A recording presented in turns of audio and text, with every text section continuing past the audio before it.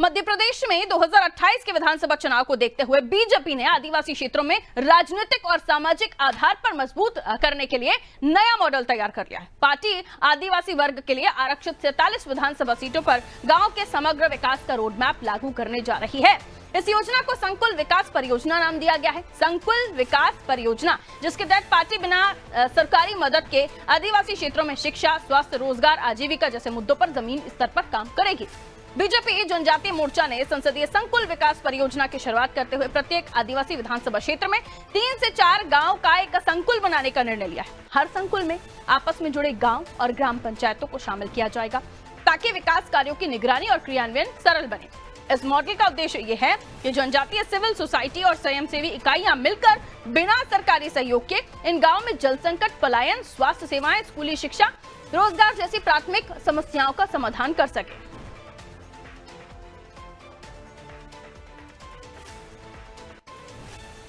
तो 2028 के विधानसभा चुनाव को देखते हुए बीजेपी ने आदिवासी क्षेत्रों में राजनीतिक और सामाजिक आधार मजबूत करने के लिए नया मॉडल तैयार किया है। आर्थिक और सामाजिक आधार को मजबूती देने के लिए आदिवासी क्षेत्रों में, क्योंकि आदिवासी वर्ग के लिए आरक्षित 47 विधानसभा सीटें हैं जिस पर काम करने की जरूरत है। गांव के समग्र विकास का रोड मैप यहाँ पर लागू किया गया है। योजना को संकुल विकास परियोजना नाम दिया गया है, जिसमें सारी चीजें, मूलभूत सुविधाओं से लेकर आदिवासी क्षेत्रों की समस्याएं, सब कुछ रखा गया है और वहां चेक किया जाएगा कि किस तरह से जो योजना है उनका फायदा मिल रहा है, नहीं मिल रहा है, जो परेशानियां हैं उनका किस तरीके से हल किया जाए। तो आदिवासी क्षेत्रों में तमाम तरह की चीजें, शिक्षा, स्वास्थ्य, रोजगार, आजीविका, तमाम जमीनी स्तर पर काम करेगी बीजेपी। जनजातीय मोर्चा ने संसदीय संकुल विकास परियोजना की शुरुआत की है और आदिवासी विधानसभा क्षेत्रों में 3 से 4 गांव का एक संकुल बनाया गया है। यानी 3 से 4 गांव एक संकुल में होंगे और संकुल विकास परियोजना इसे नाम दिया गया है।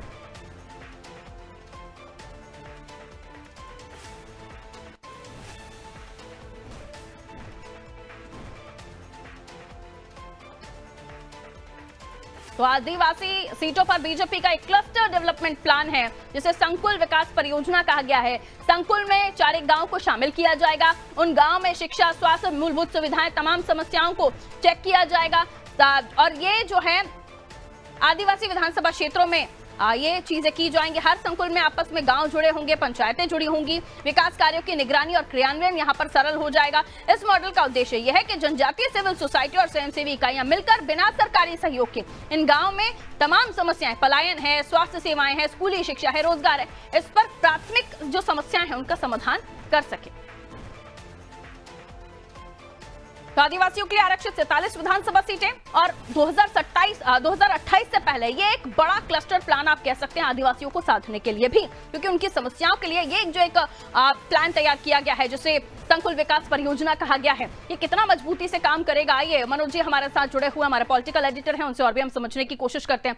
मनोज जी, आदिवासियों को साधने के लिए, आदिवासी क्षेत्रों में विकास को मापने के लिए, वहां पर किस तरह की समस्याएं हैं उसको किस तरीके से हल किया जाए बगैर सरकारी मदद के, ये एक संकुल परियोजना के तहत बीजेपी करने जा रही है। इसका कितना फायदा होगा, कितना आदिवासी क्षेत्रों में ये डेवलपमेंट जो प्रोजेक्ट है वो काम करेगा? जी देखिए, लगातार ये आरोप लगते रहे कि सरकार आदिवासियों के लिए तमाम सारी योजना की घोषणा तो करती है, लेकिन उसका जो ज़मीनी क्रियान्वयन है वो या तो पूरा होता नहीं है या आधा अधूरा रह जाता है, और जिसके कारण उसका खामियाजा सरकारों को चुनाव में भुगतना पड़ता है। 2028 के चुनाव में वक्त है, 3 साल का लगभग वक्त है, लेकिन इसके पहले सरकार ने अपनी ओर से तैयारियां शुरू कर दी है, क्योंकि आदिवासी ऐसा तबका है कि जब 2003 में वो कांग्रेस से छिटका तो मध्य प्रदेश में बीजेपी की सरकार बनी, लेकिन 18 में खिसका तो सरकार चली गई। 2023 के चुनाव में बीजेपी को बम्पर सफलता मिली, 164 उसके विधायक जीते, 163 बाद में चुनाव में जीते। तो लेकिन उसके बाद में जो आदिवासी अंचलों में उसको जो सफलता मिलना थी वो उतनी नहीं मिली जितनी बीजेपी उम्मीद कर रही थी, वरना बीजेपी की ये जीत का आंकड़ा 180 से ऊपर जा सकता था। ऐसे में बीजेपी का पूरा फोकस अब इस बात पर है कि पहले SC सीटें इनको उन्होंने टारगेट किया है, क्योंकि आदिवासियों के लिए 47 सीटें भले ही मध्य प्रदेश में आरक्षित हो, लेकिन 85 सीटों पर उनका पूरा प्रभाव है। मध्य प्रदेश के जो राज्यपाल है वो खुद इसमें बड़ी रुचि लेते हैं, आदिवासियों के इलाकों में कामकाज कराना हो। केंद्र सरकार ने व्यापक पैमाने पर एक सिकल सेल का मिशन छेड़ा हुआ है ताकि आदिवासियों को सिकल सेल के दुष्प्रभावों से मुक्ति दिलाई जाए। इसके लिए बड़े पैमाने पर काम हो रहा है और अब इस योजना का इसके पीछे क्रियान्वयन के पीछे काम यही है कि इसके पीछे की एक तो जो बीजेपी का कार्यकर्ता वो उससे इसको जोड़ा जाएगा, वो क्षेत्रीय जो लोकल स्तर पर कामकाज है उसकी निगरानी करेगा, तो एक तो इसके लिए एक रोजगार का साधन बनेगा, दूसरा आदिवासियों के बीच उसकी पैठ बनेगी।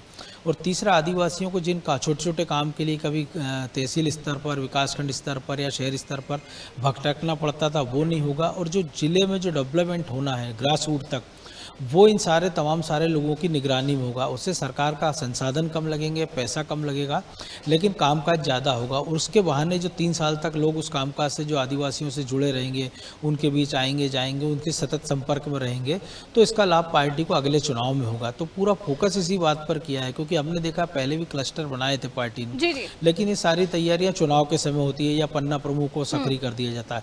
लेकिन इस बार प्लानिंग ये है कि अगले 3 साल तक लगातार उनके बीच में संपर्क स्थापित किया जाए, उनसे सतत संवाद किया जाए।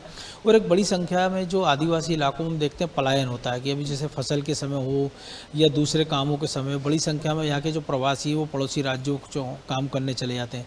जैसे झाबू अलीराजपुर की बात करें तो वहाँ के आदिवासी जो है वो ज़्यादातर गुजरात चले जाते हैं, मंडला डिंडोरी के जो है महाराष्ट्र की ओर चले जाते हैं। तो जब उनका एक फोकस ये कि उनको गाँव में काम मिल जाए, गाँव में विकास के जो छोटे छोटे मोटे काम है वो हो जाए।